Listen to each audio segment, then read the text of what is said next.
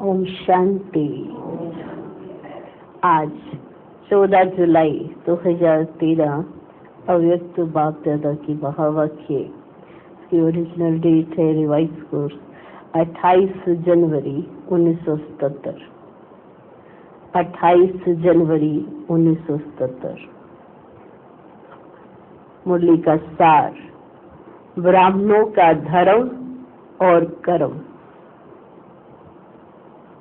ब्राह्मणों का धर्म और कर्म। अपने को ब्रह्मा मुख वंशावली ब्राह्मण समझते हो ना? ब्राह्मणों का धर्म और कर्म क्या है वे जानते हो? धर्म अर्थात मुख्य धारणा है संपूर्ण पवित्रता। धर्म अर्थात मुख्य धारणा है संपूर्ण पवित्रता। संपूर्ण पवित्रता की परिभाषा जानते हो?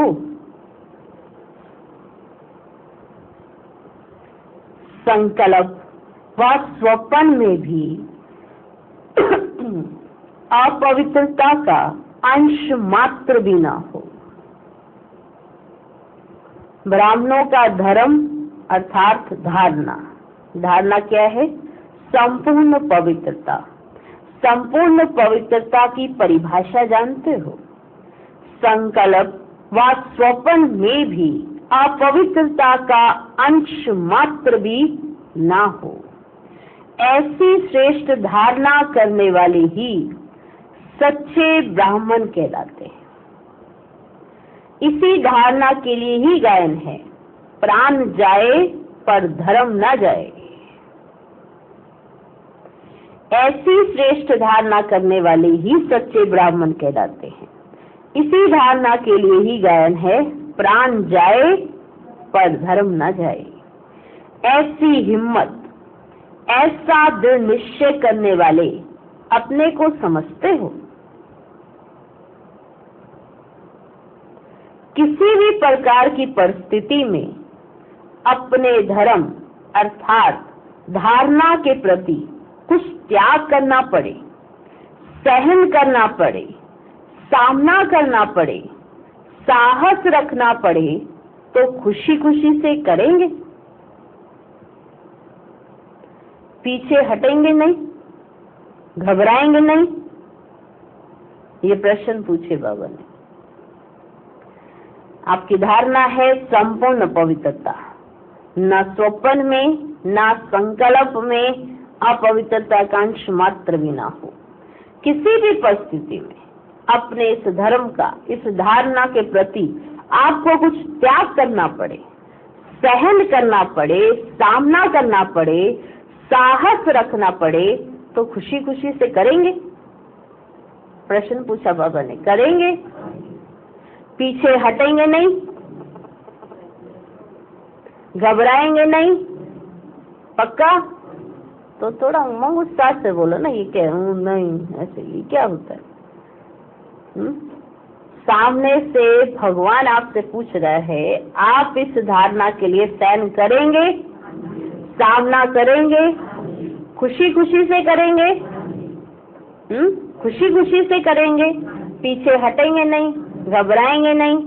किसके लिए? संपूर्ण पवित्रता के लिए। त्याग को त्याग ना समझ भाग्य अनुभव करना, इसको कहा जाता है सच्चा त्याग। त्याग को त्याग नहीं समझना, भाग्य समझना, इसको कहते हैं सच्चा त्याग। अगर संकल्प में, वाणी में भी इस भावना का बोल निकलता है कि मैंने ये त्याग किया, तो उसका भाग्य नहीं बनता।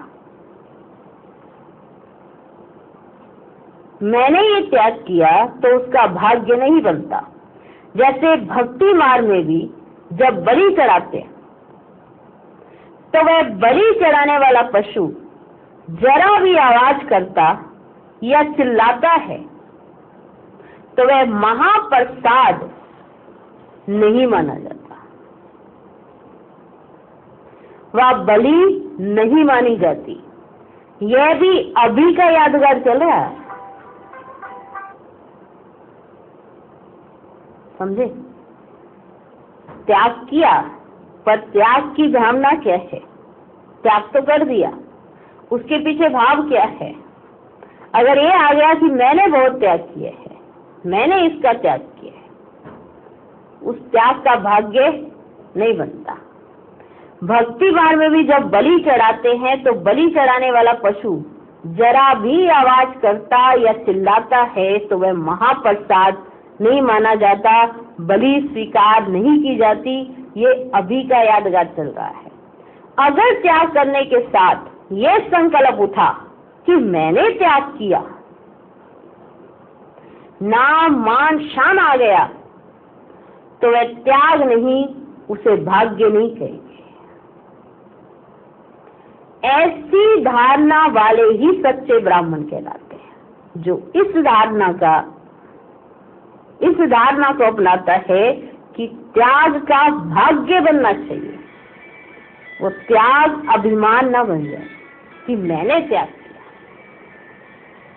मेरा नाम होना चाहिए मैंने इतना त्याग किया, मेरा कितना मान होना चाहिए मैंने इतना त्याग किया। वो समझे? कई ब्राह्मण कुछ भी छोड़ते हैं तो उसका बड़ा गायन करते रहते हैं। हमने ये छोड़ा है, हमने ये किया, हमने बाबा के लिए ये किया है। क्या किया? हमने दुनिया छोड़ रखी है। क्या छोड़ी है? माना छोटे से त्याग का भी भान कितना ज्यादा है, जबकि अपने लिए ही किया है, बाप के लिए क्या किया है? अपना ही जमा कर रहे हो, अपने लिए ही कर रहे हो, फिर भी हम बाबा को सुनाते हैं कर तो रहे हैं, चल तो रहे हैं, और कितना चलाओगे, और कितना करवाओगे?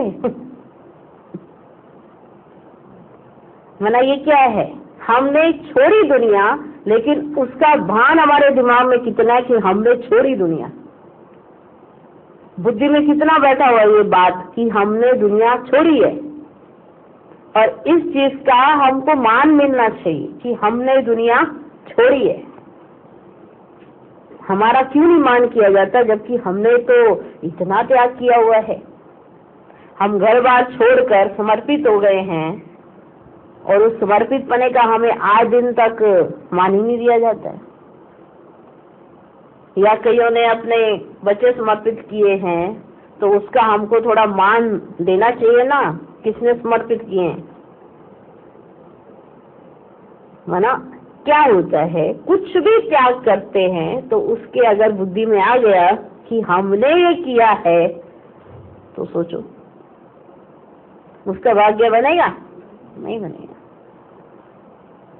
अब कोई कहता है कि आपने तो ये छोड़ रखा है, आप तो ऐसे रहते हो, अंदर एकदम से जिसको नाम मान शान की चाहना है उसके अंदर एकदम से आता है, हाँ करा तो मैंने बहुत कुछ किया मैंने, तो उसकी बात करने में अभिमान आता है हमेशा, और सामने वाले को लगता है कि इसका त्याग बहुत बड़ा है,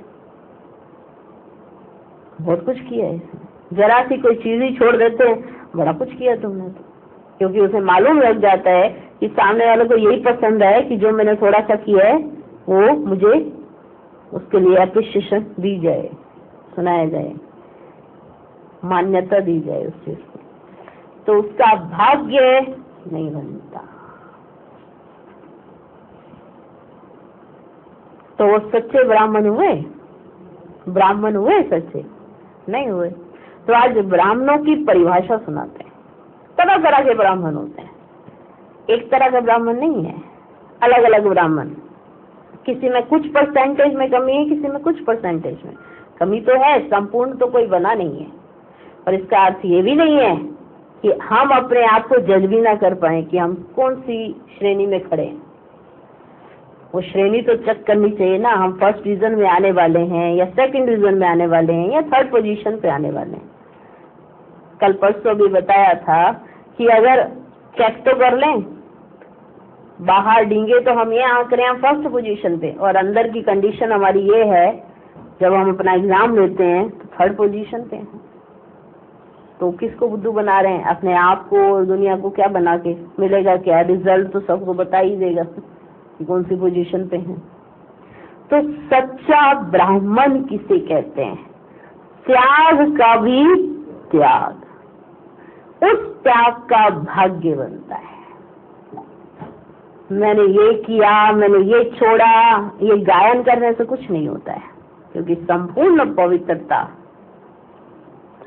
पवित्रता अभी अंदर आई है नहीं आई है, इसकी चेकिंग तो करें। तो त्याग का भी त्याग, उसका बनेगा भाग्य। वही है सच्चे ब्राह्मण। ब्राह्मणों द्वारा यज्ञ की रचना कराते हो। इस महायज्ञ में पुरानी दुनिया की आहुति पड़ने के बाद यज्ञ समाप्त होना है। ये तो सभी जानते हैं ना। इस महायज्ञ के अंदर जब पुरानी दुनिया की आहुति पड़ जाएगी तो यज्ञ समाप्त हो जाएगा। पहले अपने आप से पूछो, पुरानी दुनिया की आहुति के पहले निमित्त बने हुए ब्राह्मणों ने अपने पुराने व्यर्थ संकल्प व विकल्प, जिसको भी संकल्पों की सृष्टि कहा जाता है, इन पुराने संकल्पों की सृष्टि को, पुराने स्वभाव संस्कार रूपी सृष्टि को महायज्ञ में स्वाहा किया है।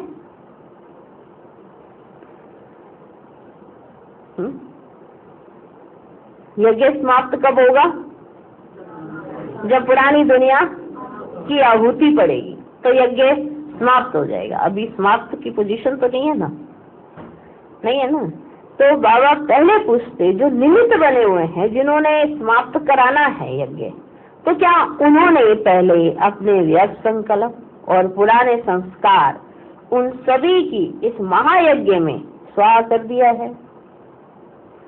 क्योंकि जब यज्ञ होता है तो जो निमित्त होते हैं पहले वो स्वाहा करते हैं, लास्ट में सभी से स्वाहा करा लेते हैं कि पूरा हो गया।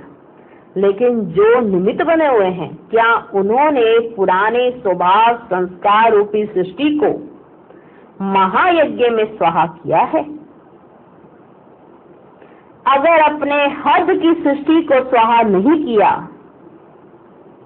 वह अपने पास रही सामग्री की आहुति नहीं डाली, तो बेहद की पुरानी सृष्टि की आहुति कैसे डालेंगे? जिनके पास यज्ञ जो कर रहे हैं, उनके पास थालियों में वो स्वाहा करने वाली आहुतियां जो है, वो सामग्री जो है वो पड़ी हुई है। सबसे पहले उनकी जो निमित्त होते हैं वो अपनी जो सामग्री होती है उसको स्वाहा करते हैं। तो जब वो उन्होंने अपनी नहीं की तो दूसरों की कैसे डलवाएंगे? समझ में आई? यज्ञ की समाप्ति का आधार हरेक निमित्त ब्राह्मण है।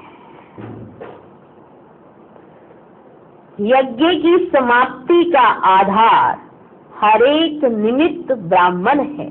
तो चैरिटी बिगन्स एट होम करना पड़े तो अपने मन के अंदर चेक करो कि आहुति डाली है।